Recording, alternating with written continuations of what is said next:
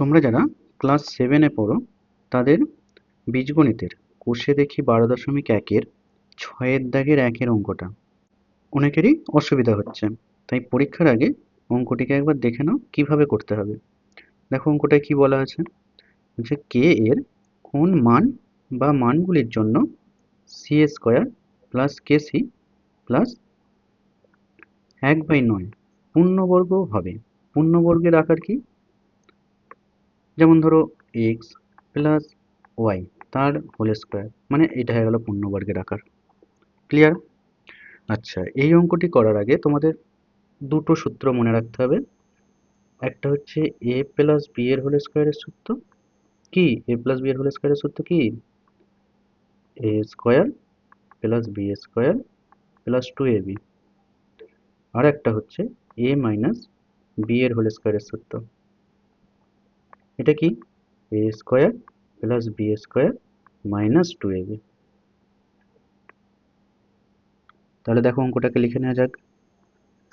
C square plus K C plus 1/9।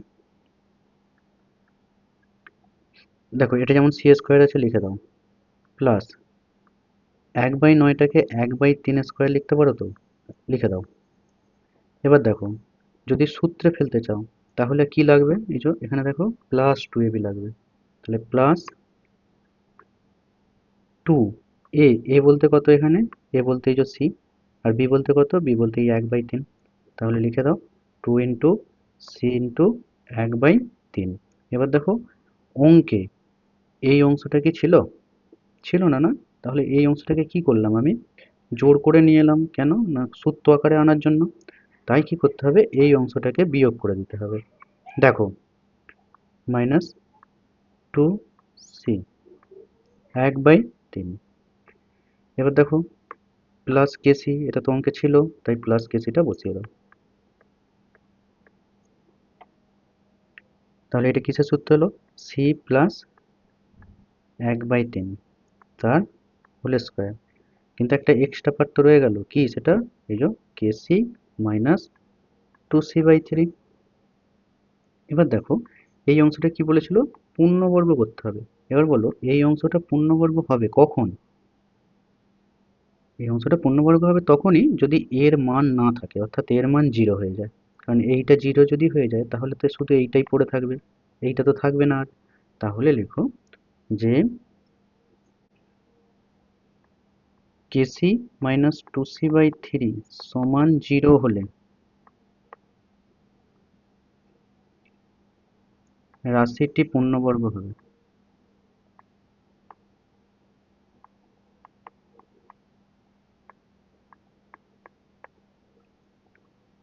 তাহলে কেসি minus 2c/3 এটা সমান 0 লেখো।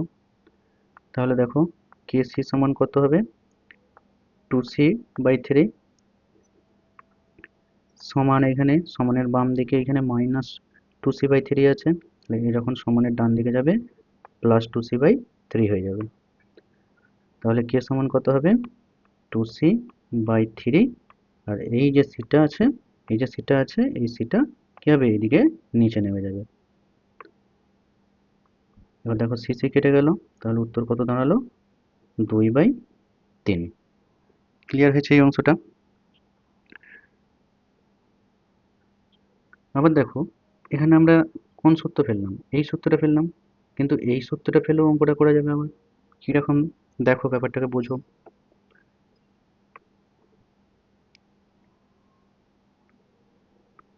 কি ছিল আগে টুকে নাও, লেখো আবার। C square plus k c plus 1/9। ঠিক একইভাবে করো, লেখো C square plus 1/3 whole square. এবার সূত্র আকারে আনার জন্য কি করতে হবে? এই যে এই সূত্রটা আনতে হবে। দেখো এই যে এ মাইনাস বি এর হোল স্কোয়ার সমান A square plus B square minus 2ab, এইটা আনতে হবে। তাহলে এখানে এখনো কি দিতে হবে? মাইনাস 2। এ বলতে কত? এ বলতে এখানে সি। বি বলতে কত? 1/3। তাহলে কি হলো? এইটা কি অঙ্কে ছিল? ছিল না, না? এটাকে তো জোর করে আনা হয়েছে। তাই এটাকে দেখো জোর করে আনা হয়েছে। তাহলে এটাকে তো বাদ দিতে হবে। যেহেতু এখানে মাইনাস দিয়ে আনা হয়েছে, তাই এখানে প্লাস 2c আর 1/3 লিখে দিতে হবে। প্লাস কেসি অঙ্কের মধ্যে ছিল, তাই এখানে প্লাস কেসি লিখে দিতে হবে। এবার দেখো এটা কিসের সূত্রে যাচ্ছে? সি মাইনাস 1/3 এর হোল স্কোয়ারের সূত্রে যাচ্ছে। আর যেটা ছিল আগে থেকে বসে সেটাকে বসিয়ে দাও। কি? 2c/3 প্লাস কেসি।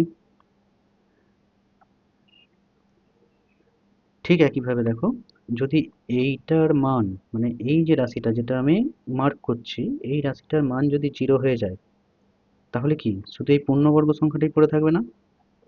তাই তো? তাহলে কি লিখতে হবে? যে রাশিটি পূর্ণবর্গ হবে যদি এইটা 0 হয়। লেখো, রাশিটি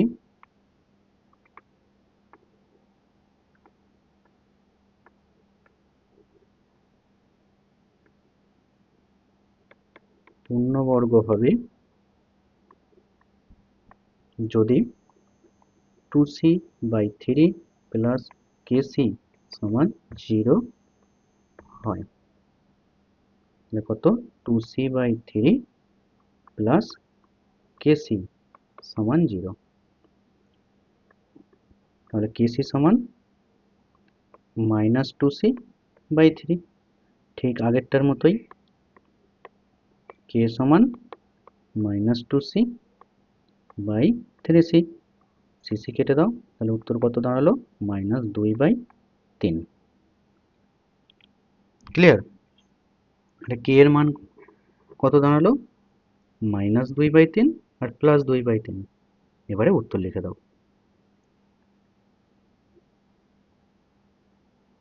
উত্তর কি লিখবে? লেখো, কে এর মান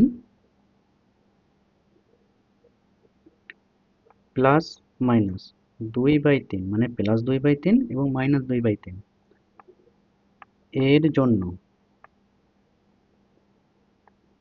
C square plus k c plus 1/9 পূর্ণবর্গ হবে।